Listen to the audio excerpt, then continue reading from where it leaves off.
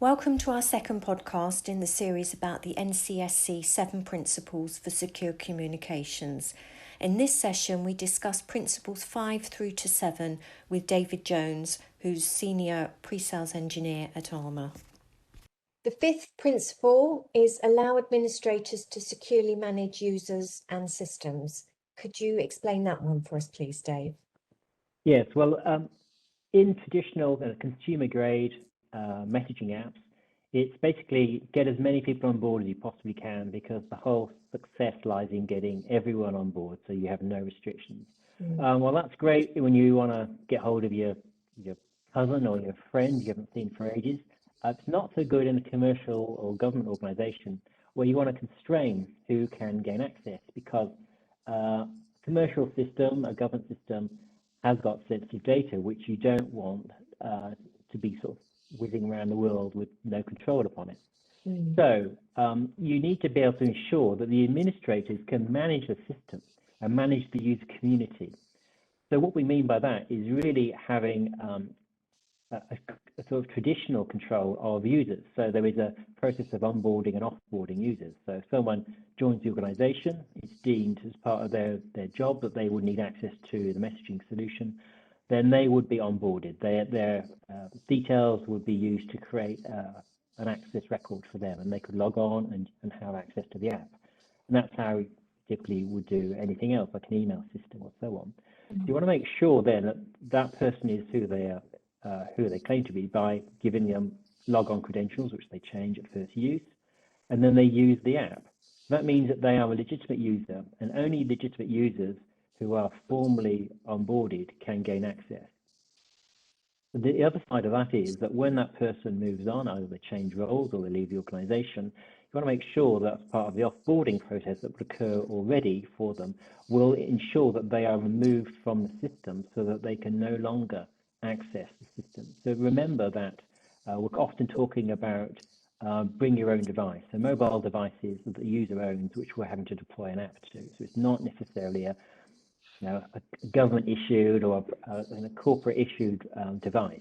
So potentially they can leave the door, walk out the door with their device and have the app on there. So you want to make sure that they can no longer gain access to the app by withdrawing their rights, so they can no longer log on.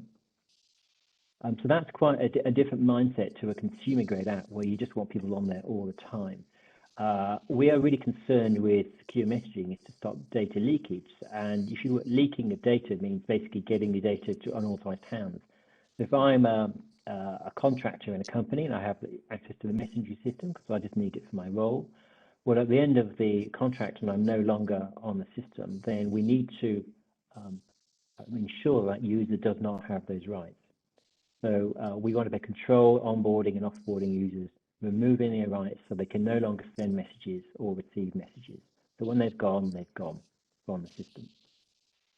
In addition to that, we want to really make sure that the users are a small community of only those that need to be on there, because the more people you have in a system, then the harder it comes to sort of manage in terms of just licenses, the number of general messages and the background noise that can potentially cause, but also you want to make sure it's on a needs basis. So you can have a community of users who all have a need and can send messages to each other, and they can make secure calls to each other and video calls, and only those people have access. So if someone from outside that division wants to get into the system, they can't by default, they have to be given access. So you need to consider those kind of audit controls of what people can do.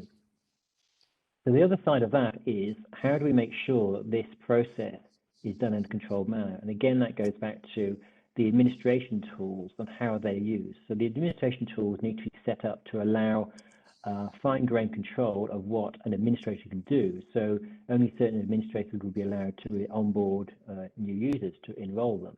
So we want to be able to have a management console that's easy to use, to be able to run an audit to see who's got access to what facilities, and to make sure that only certain administrators who should do are able to add people on. Because as we know, a lot of the threats in a system is by people with sufficient rights adding people in sort of maliciously. That's sort of an easy way in. So we want to make sure that the threat surface, it's called, is very small. So we only have certain people able to create new users and manage that estate of users. Okay, thank you. So principle number 6 is use metadata only for its necessary purpose. Well, what is metadata? Well, metadata is basically data about data. So it's kind of background information on what's going on. And you may think, well, what use is that? I mean, what does it mean? Well, it means that it's kind of additional stuff about a message which could be useful because you could infer other things from it.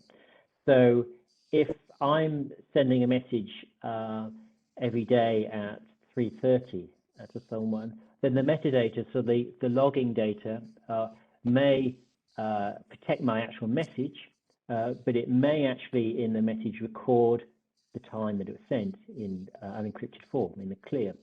So if I was doing this regularly, sending a message at a certain time, then an attacker could infer that something's going on. It could be useful to know.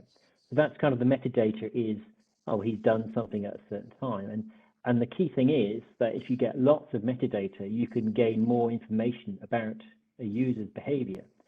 So if I can determine that a phone call is being made at a certain time through the metadata, because I can see kind of the message type and the time, then maybe I could think, well, that person's about to go home, and so he's phoning his partner to say, I'm getting on the train. It's kind of that kind of stuff around the edges. And the key thing is that all systems need metadata because this is the data that helps the message flow through the system across the network.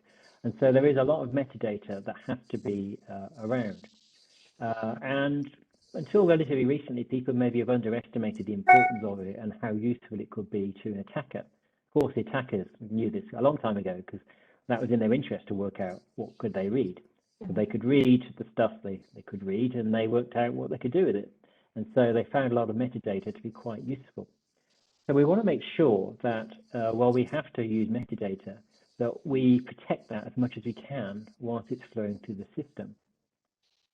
So a lot of the metadata really can be protected in systems, can be encrypted in transit so that the recipient systems can read that. And so we can hide a lot of the useful information. It's not always possible to do all of it, but wherever you can, you should. So you want to think of it in two ways. You want to reduce the amount of metadata you send. So while it's probably quite easy when you're designing a system just to keep sticking loads of metadata in there because it's great for debugging and for giving customer support, it's actually really great stuff for an attacker as well.